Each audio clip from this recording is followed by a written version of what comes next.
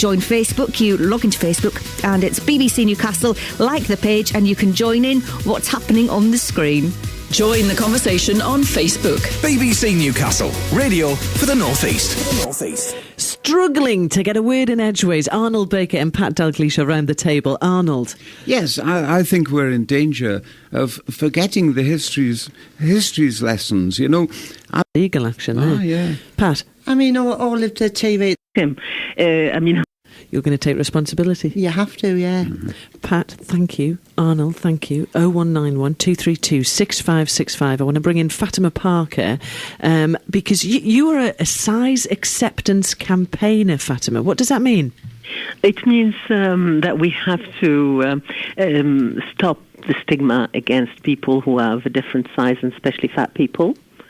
Because from a psychological point of view, we cannot get healthy if we are living in a society that ostracizes us, makes us feel like worthless people, headless fatties in the articles, and every problem that occurs in society or even in the weather is blamed on the obese.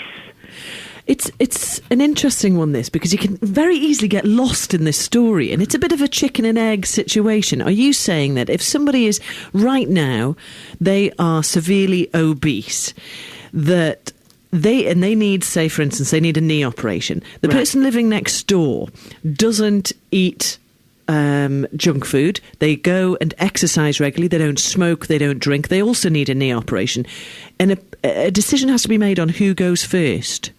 It's still discrimination because it's a long history. But if we look at the history of that person who is the obese person, we'll see that because of, as I said to you, this stigma in society, they have been leading a very unhealthy lifestyle. If you are under stress all the time, you are insulted 24 hours a day, then you get to that stage. That's already a victim. So it's not their fault? Not entirely. And I'm not generalizing. Not everyone is the same. But from our studies and from what we hear and from what we get as feedback from around the world, fat people are discriminated against. And this is very bad for their mental health, which leads to stress. And it leads to all the major diseases that are said to be caused by obesity.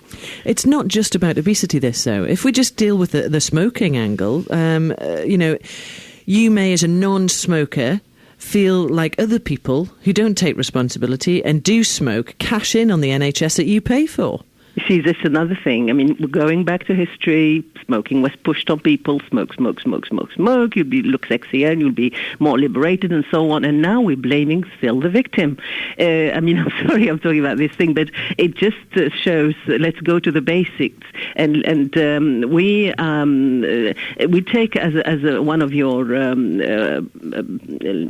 people in the audience who talked about taking each individual case, and we'll see which person needs the emergency, not without discriminating.